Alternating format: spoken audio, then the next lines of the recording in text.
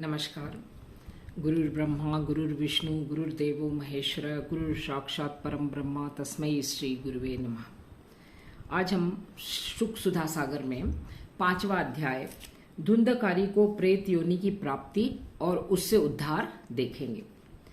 सूर्य जी कहते हैं, सौनक जी, पिता के वन चले जाने पर एक दिन धुंधकारी ने अपनी माता को बहुत पीटा और कहा, बता धन कहाँ रखा है, नहीं तो जलती लकड़ी से खबर लूंगा।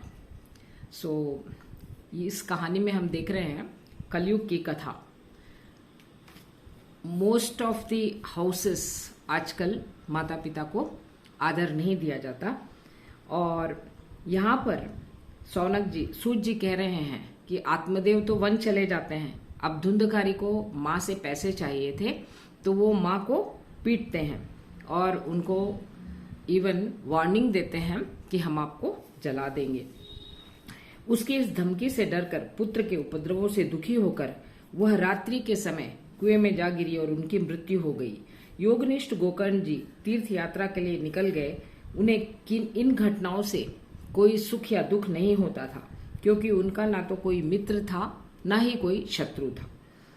तो धुंधकारी की वजह से उनकी माता जो हैं वो कुएं में कूदकर आत्महत्या कर लेती हैं और यह सब देखकर गोकर्ण समझ जाते हैं कि इस संसार में यही चलते रहने वाला है।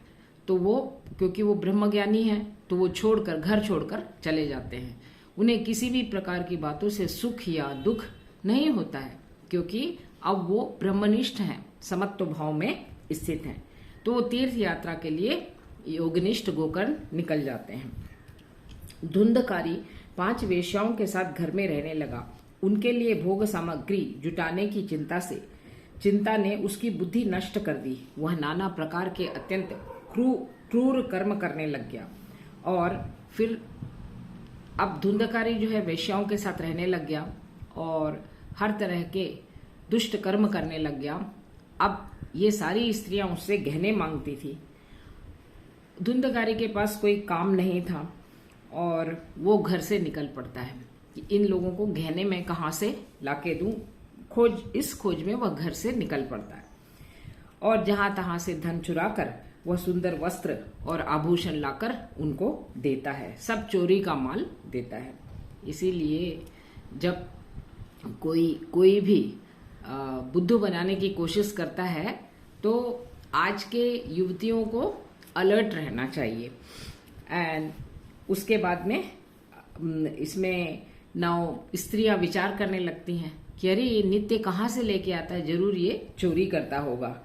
तो अवश्य ही एक दिन धुंधकार को राजा पकड़ लेगा और राजा इनका धन छीन कर इसे प्राण दंड देगा।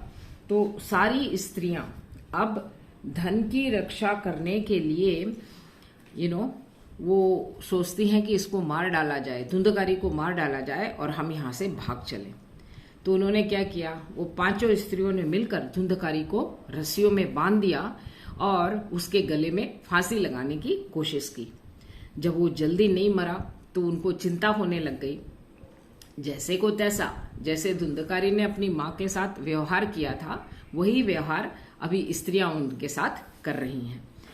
तो अब जब देखते हैं कि धुंधकारी नहीं मरा तो उसके मुंह में दहकते अंगारे डालते हैं। वह अग्नि की लपटों में छटपटाकर अब धुंधकारी की मृत्यु हो जाती है। तो हम यहाँ देख सकते हैं इच्छा ही सारे दुख का कारण है। जब हम डिजायर करते हैं, it's a cause of sorrow. स्त्रियां प्रायः बड़ी दुस्साहसी होती हैं और इनके कृत्य का किसी को भी पता नहीं चलता है। वो सबको ये कह देती हैं कि हमारे प्रीतम पैसे के लोभ के कारण कहीं बहुत दूर चले गए हैं और अब कुछ दिनों के बाद लौट कर आएंगे, ऐसे कहकर सारी स्त्रियां झूठ बोल रही हैं। यहाँ ये कहा जा रहा है कि बुद्धिमान पुरुषों को दुष्टा स्त्रियों का कभी भी विश्वास नहीं करना चाहिए। जो मूर्ख इनका विश्वास करता है उसे धुंधकारी की तरह से दुखी होना पड़ता है।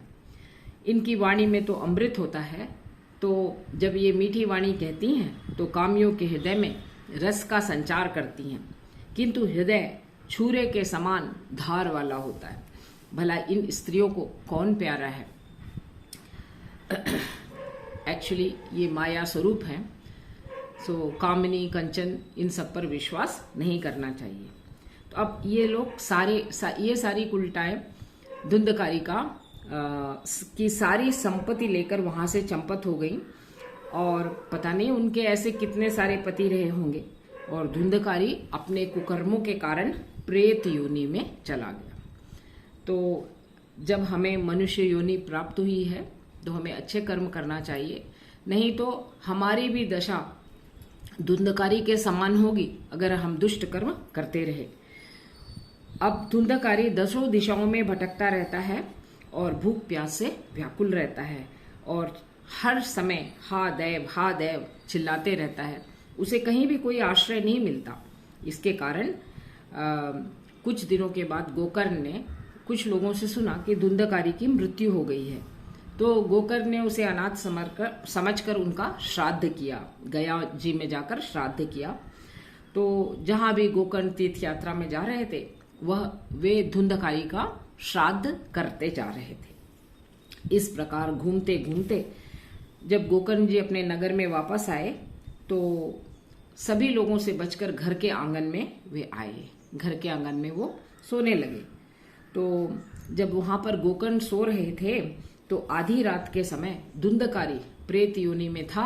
वो प्रेत रूप में आकर गोकर्ण को एक बड़ा विकट रूप दिखाता है।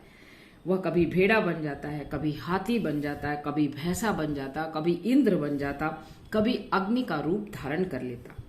अंत में वो मनुष्य के आकार में प्रकट हुआ, और इतनी विपरीत अवस्थाओं को देखकर गोकर्ण को समझ में आ गया कि ये दुर्गति को प्राप्त हुआ जीव है।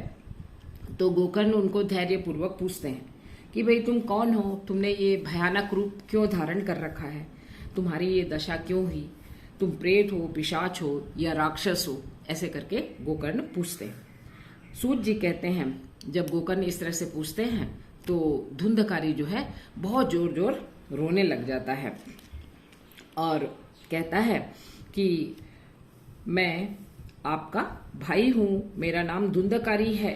और गोकर्ण क्या करते हैं, ऐसे समय पर अंजलि लेकर उसके ऊपर थोड़ा पानी फेंकते हैं तो उसके पापों का कुछ शमन होता है। सो ऋषियों का आशीर्वाद सभी के जीवन में बहुत जरूरी है। तो धुंधकारी कहता है मैंने अपने ही कारण सारे ब्राह्मणत्व को नष्ट कर दिया और मेरे कुकर्मों की गिनती ही नहीं की जा सकती। मैं महान अज्ञान में पढ़कर मैंने मेरी माँ मेरी वजह से आत्महत्या कर ली, मैंने सारे लोगों पर हिंसा की। अब इतने सारे पाप कर कर जब प्रताड़ना भोग रहे तो सारे पापों को याद कर रहा है। अंत में उल्टा स्त्रियों ने मुझे तड़पा तड़पा कर मार डाला। अभी मैं प्रेत योनि में यह दुर्दशा भोग रहा हूं। अब वायु का भक्षण कर कर मैं जीव रहा हूं।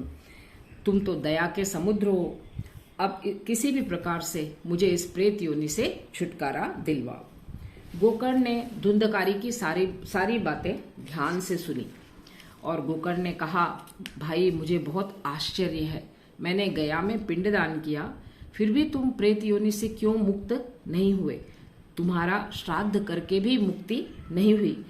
अब तुम सब बात खोल कर कहो मुझे क्या करना चाहिए। तो प्रेत ने कहा कि मेरी मुक्ति सैकड़ों श्राद्ध करने के बाद भी नहीं हो सकती, इसका तुम कोई उपाय सोचो। प्रेत की यह बात सुनकर गोकर्ण को बड़ा आश्चर्य हुआ। तो वो कहने लगे निर्भय होकर तुम अपने स्थान पर रहो, मैं विचार करता हूं तुम्हारी मुक्ति के लिए दूसरा उपाय क्या है। गोकर्ण की आज्ञा पाकर धुंधकारी वहां से चला गया। अब गोकर्ण रात भर सोचते हैं कि क्या करना चाहिए और सुबह के टाइम में वहां पर जब गोकर्ण आया है देखकर गांव के सारे लोग आते हैं और गोकर्ण उन्हें सारा किस्सा सुनाते हैं। तो उसमें जो लोग विद्वान, योगनिष्ठ, ज्ञानी और वेदज्ञ थे उन्होंने कहा कि हम लोग इस विषय में सूर्य भगवान को पूछेंगे, सूर्य नारायण को पूछेंगे।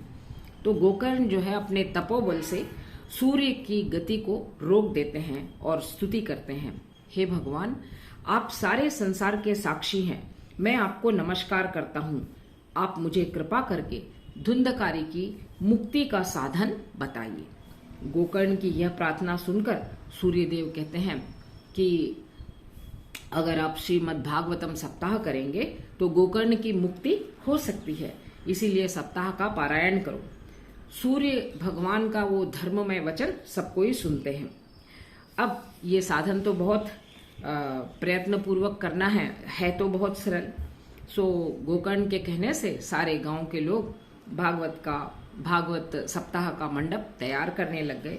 देश और गांव से बहुत लोग कथा सुनने के लिए आए और वहां पर कुछ लंगड़े, लूले, अंधे, बूढ़े, मंद बुद्धि पुरुष भी वहां आए अपने पापों की निवृत्ति करने के लिए। अब बहुत भीड़ हो गई। देवताओं को भी बड़ा आश्चर्य होता था। गोकर्ण जी व्यास गद्दी पर बैठ गए, तब वहां प्रेत भी वहां पहुंचा और वो अपने बैठने के लिए स्थान ढूंढने लगा। तब उनकी दृष्टि एक 7 गांठ वाले बांस पर पड़ी, तो उसके नीचे के छिद्र में घुसकर वह कथा सुनने लग गए। बाम्बू में बैठ गया। वायु रूप होने के कारण वह कहीं भी बैठ सकता था, इसीलिए बांस में घुस गया। गोकर्ण ने एक वैष्णव ब्राह्मण को मुख्य श्रोता बनाया और प्रथम स्कंद से स्पष्ट स्वर में सारी कथाएं कहनी चालू कर दी। सायंकाल में कथा को विश्राम दिया गया। तब एक बड़ी विचित्र बात हुई। सभी ने देखा सभा में उस बांस से एक गांठ तड़ तड़ तड़ शब्द करते हुए फट गई। इस प्रकार दूसरे दिन सायंकाल दूसरी गांठ फटी, तीसरे दिन तीसरी। इस प्रकार 7 दिन सप्ताह जब हो रहा था, 7 गांठों को फोड़कर धुंधकारी 12 स्कंदों के सुनने से पवित्र होकर प्रेत योनि से मुक्त हो गया और दिव्य रूप धारण कर सबके सामने प्रकट होता है। उसका मेघ के समान शरीर पीतांबर और तुलसी की मालाओं से सुशोभित था। प्रेत भी देव हो गया और सिर पर मनोहर मुकुट, कानों में कमनीय कुंडल झिलमिला रहे थे। उसने तुरंत अपने भाई गोकर्ण को प्रणाम करके कहा, भाई तुमने मेरे ऊपर बहुत कृपा की है, प्रेत योनि की यातनाओं से मुक्त कर दिया। इसीलिए कहते हैं कोई बात नहीं, अगर फैमिली में बाकी लोग कोई नहीं पढ़ते तो कोई 1 या 2 लोग भागवत का पाठ करना चाहिए, जिससे सभी के पाप नष्ट हो जाते हैं। अब धुंधकारी कहने लगता है कि श्रीमद् भागवत की कथा धन्य है, इससे प्रेत पीड़ा का भी नाश हो गया। कृष्ण की धाम की प्राप्ति कराने वाला यह सप्ताह पारायण भी धन्य है। और जिस तरह से इस आग गीली, सूखी और छोटी बड़ी सभी तरह की लकड़ियों को जला डालती है, उसी प्रकार यह सप्ताह श्रवण मन, वचन और कर्म के द्वारा किए हुए नए, पुराने, छोटे, बड़े सभी पापों को भस्म कर देता है। तो जैसे कि विद्वानों ने देवताओं की सभा में कहा है कि जो लोग भारतवर्ष में श्रीमद् भागवत कथा नहीं सुनते उनकी जन्म वृथा है। मोह पूर्वक अपने शरीर को हष्ट पुष्ट बलवान बना लिया, काफी धन इकट्ठा कर लिया, लेकिन क्या होगा, मरने के बाद सब कुछ यहीं छूट जाएगा, कुछ भी हम साथ में नहीं ले जा सकते। इसीलिए हमें भागवत धर्म का पालन करना चाहिए। अगला फ्रॉम 57 श्लोका हम दूसरे वीडियो में देखेंगे। धन्यवाद। हरि ओम।